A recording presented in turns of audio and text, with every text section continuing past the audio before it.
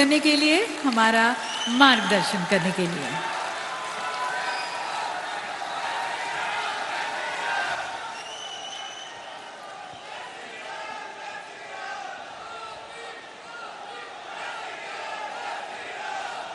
भारत माता की,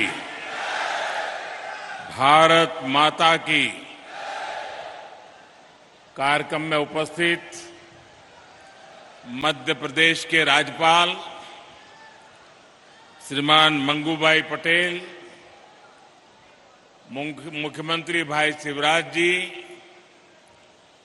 केंद्र में मंत्रिमंडल के मेरे साथी श्री मनसुख मांडविया जी, फग्गन सिंह कुलस्ते जी, प्रोफेसर एसपी सिंह बघेल जी, श्रीमती रेणुका सिंह सरूता जी, डॉक्टर भारती पवार जी, श्री विश्वेश्वर टुडू जी,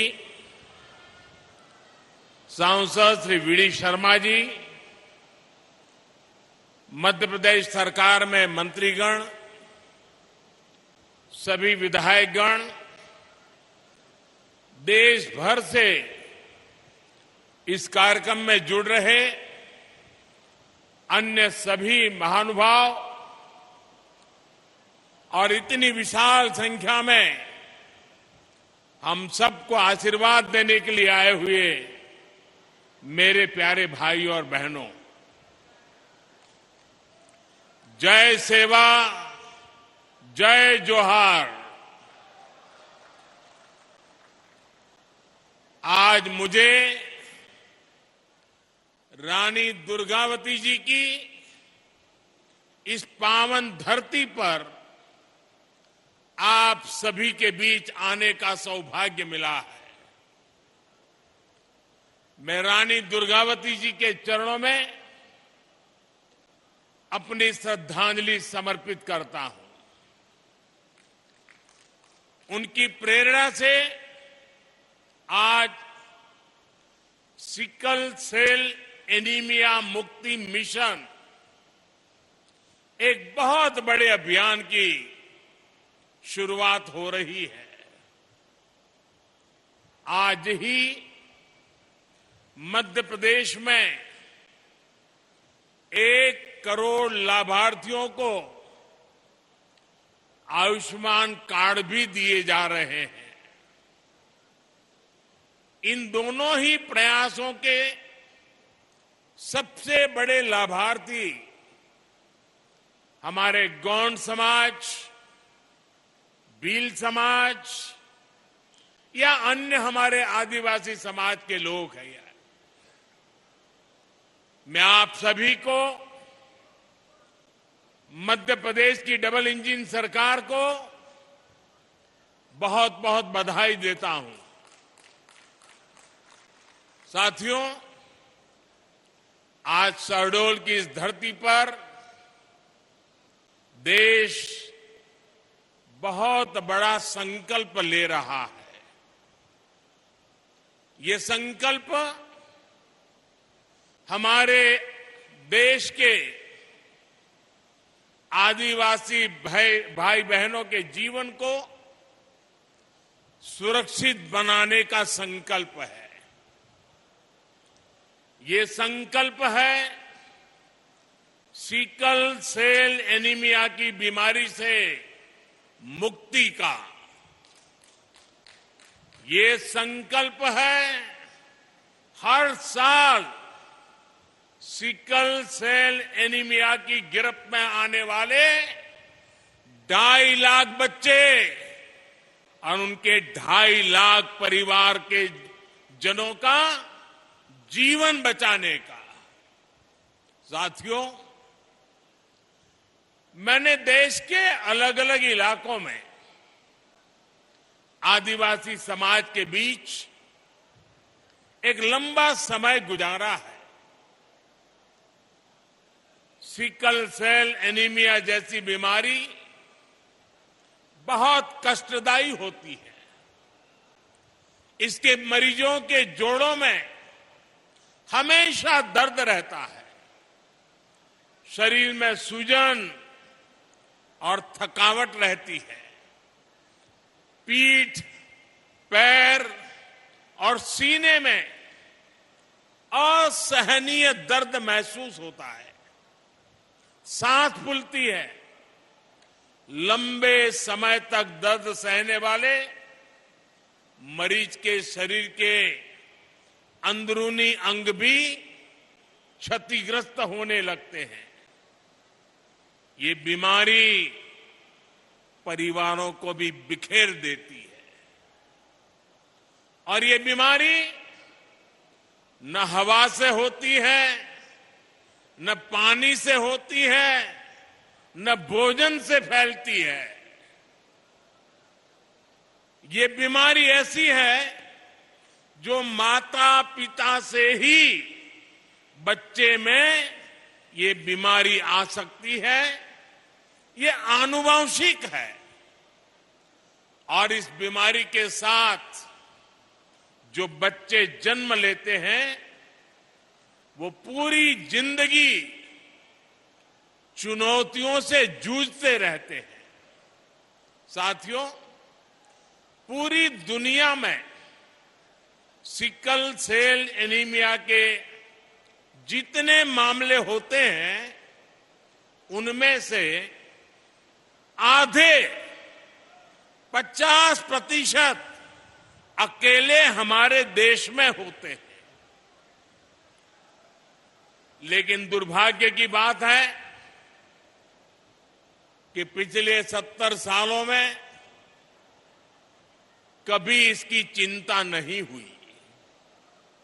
इससे निपटने के लिए कोई ठोस प्लान नहीं बनाया गया। इससे प्रभावित ज्यादातर लोग आदिवासी समाज के थे। आदिवासी समाज के प्रति बेरुखी के चलते पहले की सरकारों के लिए ये कोई मुद्दा ही नहीं था। लेकिन आदिवासी समाज की इस सबसे बड़ी चुनौती को हल करने का बीड़ा अब भाजपा की सरकार ने, हमारी सरकार ने उठाया है। हमारे लिए आदिवासी समाज सिर्फ एक सरकारी आंकड़ा नहीं है। ये हमारे लिए संवेदनशीलता का विषय है, भावनात्मक विषय है। जब मैं पहली बार गुजरात का मुख्यमंत्री बना था, उसके भी बहुत पहले से मैं इस दिशा में प्रयास कर रहा हूं। हमारे जो गवर्नर है श्रीमान मंगूभाई, आदिवासी परिवार के होनहार नेता रहे हैं।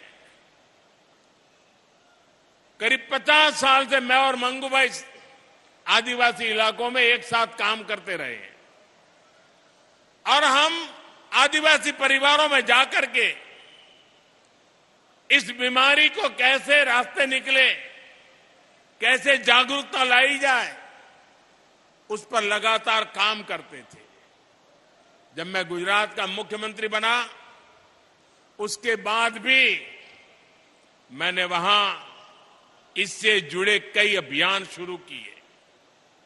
जब प्रधानमंत्री बनने के बाद मैं जापान की यात्रा पर गया तो मैंने वहां नोबेल पुरस्कार जीतने वाले एक वैज्ञानिक से मुलाकात की थी।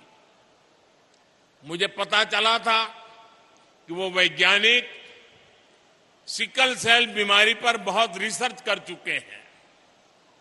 मैंने उस जापानी वैज्ञानिक से भी सिकल सेल एनीमिया के इलाज में मदद मांगी थी। साथियों, सिकल सेल एनीमिया से मुक्ति का यह अभियान अमृत काल का प्रमुख मिशन बनेगा और मुझे विश्वास है जब देश आजादी के 100 साल मनाएगा, 2047 तक हम सब मिलकर के एक मिशन मोड में अभियान चला करके ये सिकल सेल एनीमिया से हमारे आदिवासी परिवारों को मुक्ति दिलाएंगे, देश को मुक्ति दिलाएंगे। और इसके लिए हम सबको अपना दायित्व निभाना होगा। ये जरूरी है कि सरकार हो, स्वास्थ्य कर्मी हो, आदिवासी हो, सभी तालमेल के साथ काम करें। सिकल सेल एनीमिया के मरीजों को खून चढ़ाने की जरूरत पड़ती है, इसलिए उनके लिए ब्लड बैंक खोले जा रहे हैं। उनके इलाज के लिए बोन मैरो ट्रांसप्लांट की सुविधा बढ़ाई जा रही है। सिकल सेल एनीमिया के मरीजों की स्क्रीनिंग कितनी जरूरी है, ये आप भी जानते हैं। बिना किसी बाहरी लक्षण के भी कोई भी सिकल सेल का कैरियर हो सकता है। ऐसे लोग अनजाने में अपने बच्चों को ये बीमारी दे सकते हैं। इसलिए इसका पता लगाने के लिए जांच कराना, स्क्रीनिंग कराना बहुत आवश्यक है। जांच नहीं कराने पर हो सकता है कि लंबे समय तक इस बीमारी का मरीज को पता नहीं चले। जैसे अक्सर अभी हमारे मनसुख भाई कह रहे थे कुंडली की बात, बहुत परिवारों में परंपरा रहती है, शादी से पहले कुंडली मिलाते हैं, जन्माक्षर मिलाते हैं। और उन्होंने कहा कि भाई कुंडली मिलाओ या न मिलाओ, लेकिन सिकल सेल की जांच का जो रिपोर्ट है, जो कार्ड दिया जा रहा है, उसको तो जरूर मिलाना और उसके बाद शादी करना। साथियों,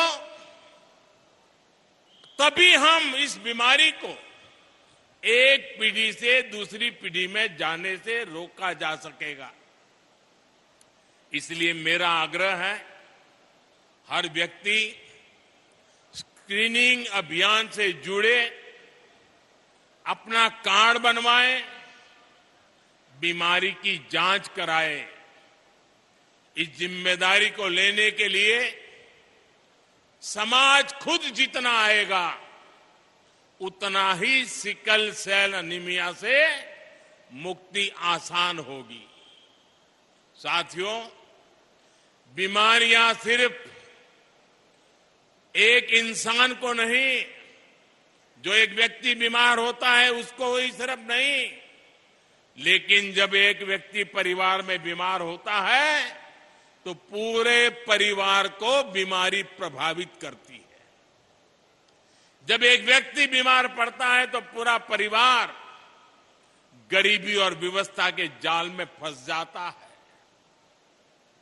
और मैं एक प्रकार से आपसे कोई बहुत अलग परिवार से नहीं आया, मैं आपके बीच से ही यहां पहुंचा हूं। इसलिए मैं आपकी इस परेशानी को अच्छी तरह जानता हूं, समझता हूं। इसलिए हमारी सरकार ऐसी गंभीर बीमारियों को समाप्त करने के लिए दिन रात मेहनत कर रही है। इन्हीं प्रयासों से आज देश में टीबी के मामलों में कमी आई है। अब तो देश 2025 तक टीबी को जड़ से समाप्त करने के लिए काम कर रहा है। साथियों, हमारी सरकार बनने के पहले 2013 में काला जार के 11,000 मामले सामने आए थे। आज ये घटकर 1,000 से भी कम रह गए हैं। 2013 में मलेरिया के 10 लाख मामले थे, 2022 में ये भी घटते घटते 2 लाख से कम हो गए। 2013 में कुष्ठ रोग के 1.25 लाख मरीज थे, लेकिन अब इनकी संख्या घटकर 70-75 हजार तक रह गई है। पहले दिमागी बुखार का कितना कहर था, ये भी हम सब जानते हैं। पिछले कुछ वर्षों में इसके मरीजों की संख्या में भी कमी आई है।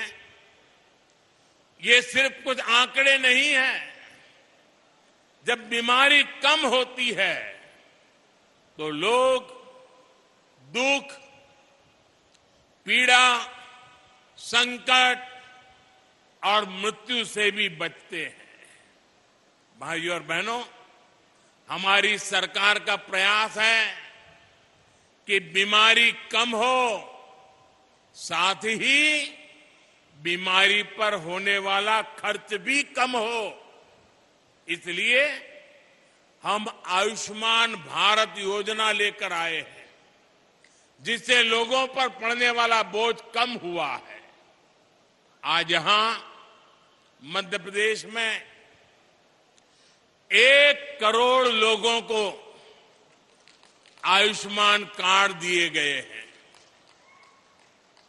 अगर किसी गरीब को कभी अस्पताल जाना पड़ा तो ये कार्ड उसकी जेब में 5 लाख रुपए के एटीएम कार्ड का काम करेगा। आप याद रखिएगा, आज आपको जो कार्ड मिला है, अस्पताल में उसकी कीमत 5 लाख रुपए के बराबर है। आपके पास ये कार्ड होगा तो कोई आपको इलाज के लिए मना नहीं कर पाएगा, पैसे नहीं मांग पाएगा। और ये हिंदुस्तान में कहीं पर भी आपको तकलीफ हुई और वहां के अस्पताल में जाके ये मोदी की गारंटी दिखा देना, उसको वहां भी आपको इलाज करना होगा। ये आयुष्मान कार्ड गरीब के इलाज के लिए 5 लाख रुपए की गारंटी है और ये मोदी की गारंटी है। भाइयों और बहनों, देश भर में आयुष्मान योजना के तहत अस्पतालों में करीब 5 करोड़ गरीबों का इलाज हो चुका है। अगर आयुष्मान भारत का कार्ड नहीं होता तो इन गरीबों को 1 लाख करोड़ रुपए से ज्यादा खर्च करके बीमारी का उपचार करना पड़ता। आप कल्पना करिए, इनमें से कितने लोग ऐसे होंगे जिन्होंने जिंदगी की उम्मीद भी छोड़ दी होगी। कितने परिवार ऐसे होंगे जिन्हें इलाज करवाने के लिए अपना घर, अपनी खेती शायद बेचना पड़ता। लेकिन हमारी सरकार ऐसे हर मुश्किल मौके पर गरीब के साथ खड़ी नजर आई है। 5 लाख रुपए का ये आयुष्मान योजना गारंटी कार्ड गरीब की सबसे बड़ी चिंता कम करने की गारंटी है। और यहां जो आयुष्मान का काम करते, जरा कार्ड बुलाइए। कार्ड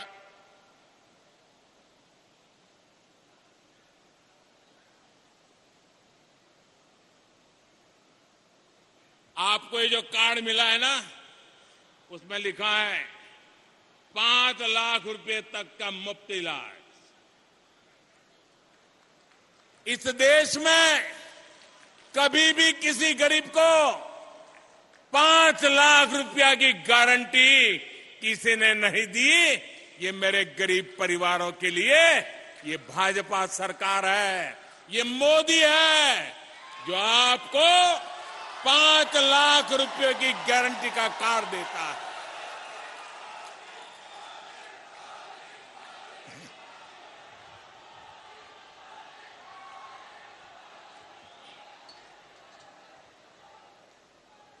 साथियों,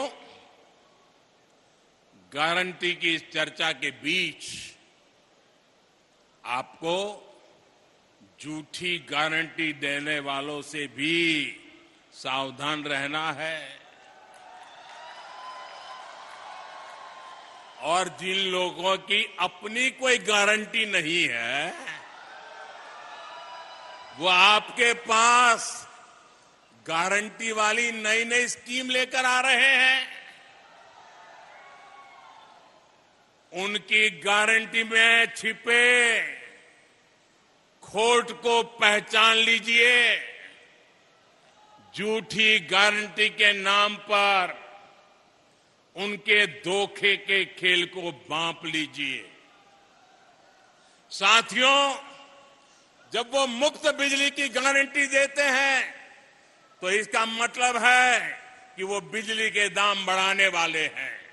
जब वो मुफ्त सफर की गारंटी देते हैं तो इसका मतलब है कि उस राज्य की यातायात व्यवस्था बर्बाद होने वाली है। जब वो पेंशन बढ़ाने की गारंटी देते हैं तो उसका मतलब है कि उस राज्य में कर्मचारियों को समय पर वेतन भी नहीं मिल पाएगा। जब वो सस्ते पेट्रोल की गारंटी देते हैं तो इसका मतलब है कि वो टैक्स बढ़ाकर आपकी जेब से पैसे निकालने की तैयारी कर रहे हैं। जब वो रोजगार बढ़ाने की गारंटी देते हैं तो इसका मतलब है कि वो वहां के उद्योग धंधों को चौपट करने वाली नीतियां लेकर के आएंगे। कांग्रेस जैसे दलों की गारंटी का मतलब नियत में खोट और गरीब पर चोट, यही है उनके खेल। वो 70 सालों में गरीब को भरपेट भोजन देने की गारंटी नहीं दे सके, लेकिन ये प्रधानमंत्री गरीब कल्याण योजना से 80 करोड़ से ज्यादा लोगों को मुफ्त राशन की गारंटी मिली है। मुफ्त राशन मिल रहा है। वो 70 सालों में गरीब को महंगे इलाज से छुटकारा दिलाने की गारंटी नहीं दे सके, लेकिन आयुष्मान योजना से 50 करोड़ लाभार्थियों को स्वास्थ्य बीमा की गारंटी मिली है। वो 70 सालों में महिलाओं को धुएं से छुटकारा दिलाने की गारंटी नहीं दे सके, लेकिन उज्ज्वला योजना से करीब 10 करोड़ महिलाओं को धुआं मुक्त जीवन की गारंटी मिली है। वो 70 सालों में गरीब को पैरों पर खड़ा करने की गारंटी नहीं दे सके, लेकिन मुद्रा योजना से 8.5 करोड़ लोगों को सम्मान से स्वरोजगार की गारंटी मिली है। उनकी गारंटी का मतलब है कहीं ना कहीं कुछ गड़बड़ है। आज जो एक साथ आने का दावा कर रहे हैं, सोशल मीडिया में उनके पुराने बयान वायरल हो रहे हैं। वो हमेशा से एक दूसरे को पानी पी पी करके कोसते रहे हैं। यानी विपक्षी एकजुटता की गारंटी नहीं है। ये परिवारवादी पार्टियां सिर्फ अपने परिवार के भले के लिए काम करती आई है। यानी उनके पास देश के सामान्य मानवी के परिवार को आगे ले जाने की गारंटी नहीं है। जिन पर भ्रष्टाचार के आरोप हैं, वो जमानत लेकर के बाहर घूम रहे हैं। जो घोटालों के आरोपों में सजा काट रहे हैं, वो एक मंच पर दिख रहे हैं। यानी उनके पास भ्रष्टाचार मुक्त शासन की गारंटी नहीं है। वो एक सुर में देश के खिलाफ बयान दे रहे हैं। वो देश विरोधी तत्वों के साथ बैठकें कर रहे हैं। यानी उनके पास आतंकवाद मुक्त भारत की गारंटी नहीं है। वो गारंटी देकर निकल जाएंगे, लेकिन भुगतना आपको पड़ेगा। वो गारंटी देकर अपनी जेब भर लेंगे, लेकिन नुकसान आपके बच्चों का होगा। वो गारंटी देकर अपने परिवार को आगे ले जाएंगे, लेकिन इसकी कीमत देश को चुकानी पड़ेगी। इसलिए आपको कांग्रेस समेत ऐसे हर राजनीतिक दल की गारंटी से सतर्क रहना है।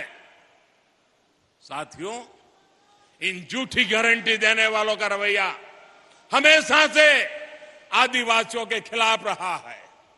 पहले जनजातीय समुदाय के युवाओं के सामने भाषा की बड़ी चुनौती आती थी, लेकिन नई राष्ट्रीय शिक्षा नीति में अब स्थानीय भाषा में पढ़ाई की सुविधा दी गई है। लेकिन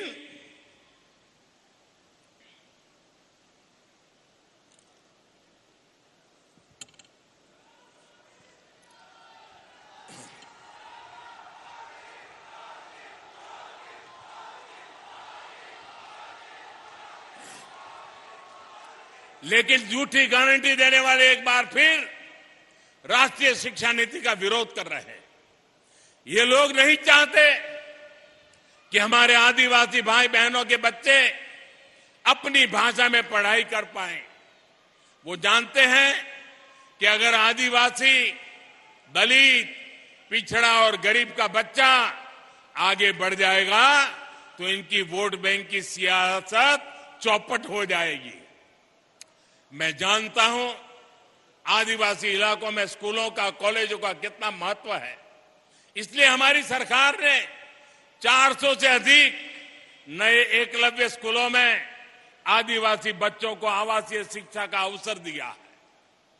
अकेले मध्य प्रदेश के स्कूलों में ही ऐसे 24,000 विद्यार्थी पढ़ रहे हैं। साथियों, पहले की सरकारों ने जनजातीय समाज की लगातार उपेक्षा की। हमने अलग आदिवासी मंत्रालय बनाकर इसे अपनी प्राथमिकता बनाया। हमने इस मंत्रालय का बजट 3 गुना बढ़ाया है। पहले जंगल और जमीन को लूटने वालों को संरक्षण मिलता था। हमने फॉरेस्ट राइट एक्ट के तहत 20 लाख से ज्यादा टाइटल बांटे हैं। उन लोगों ने पैसा एक्ट के नाम पर इतने वर्षों तक राजनीतिक रोटियां सेकी, लेकिन हमने पैसा एक्ट लागू कर जनजातीय समाज को उनका अधिकार दिया।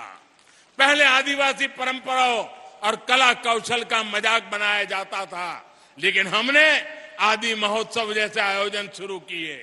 साथियों, बीते 9 वर्षों में आदिवासी गौरव को सहेजने और समृद्ध करने के लिए भी निरंतर काम हुआ है।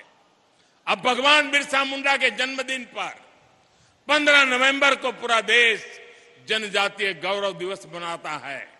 आज देश के अलग अलग राज्यों में आदिवासी स्वतंत्रता सेनानियों को समर्पित म्यूजियम बनाए जा रहे हैं। इन प्रयासों के बीच हमें पहले की सरकारों का व्यवहार भी भूलना नहीं है। जिन्होंने दशकों तक देश में सरकार चलाई, उनका रवैया आदिवासी समाज के प्रति, गरीबों के प्रति असंवेदनशील और अपमानजनक रहा। जब तक आदिवासी महिला को देश का राष्ट्रपति बनाने की बात आई थी तो हमने कई दलों का रवैया देखा है। आप एमपी के लोगों ने भी इनके रवैयों को साक्षात देखा है। जब शहडोल संभाग में केंद्रीय जनजातीय विश्वविद्यालय खुला तो उसका नाम भी उन्होंने अपने परिवार के नाम पर रख दिया, जबकि शिवराज जी की सरकार ने छिंदवाड़ा विश्वविद्यालय का नाम महान गौण क्रांतिकारी राजा शंकर शाह के नाम पर रखा है। टंटिया मामा जैसे नायकों की भी उन्होंने पूरी उपेक्षा की, लेकिन हमने पाताल पानी स्टेशन का नाम टंटिया मामा के नाम पर रखा। उन लोगों ने गौंड समाज के इतने बड़े नेता श्री दलवीर सिंह जी के परिवार को भी अपमान किया, उसकी भरपाई भी हमने की। हमने उन्हें सम्मान दिया। हमारे लिए आदिवासी नायकों का सम्मान हमारे आदिवासी युवाओं का सम्मान है, आप सभी का सम्मान है। साथियों, हमें इन प्रयासों को आगे भी बनाए रखना है, उन्हें और रफ्तार देनी है, और ये आपके सहयोग से, आपके आशीर्वाद से ही संभव होगा। मुझे विश्वास है आपके आशीर्वाद और रानी दुर्गावती की प्रेरणा ऐसे ही हमारे पथ प्रदर्शन करती रहेगी। अभी शिवराज जी बता रहे थे कि 5 अक्टूबर को रानी दुर्गावती जी की 500वीं जयंती आ रही है। मैं आज जब आपके बीच आया हूं, रानी दुर्गावती के पराक्रम की इस पवित्र भूमि पर आया हूं, तो मैं आज देशवासियों के समक्ष घोषणा करता हूं कि रानी दुर्गावती जी की 500वीं जन्म शताब्दी पूरे देश में भारत सरकार मनाएगी।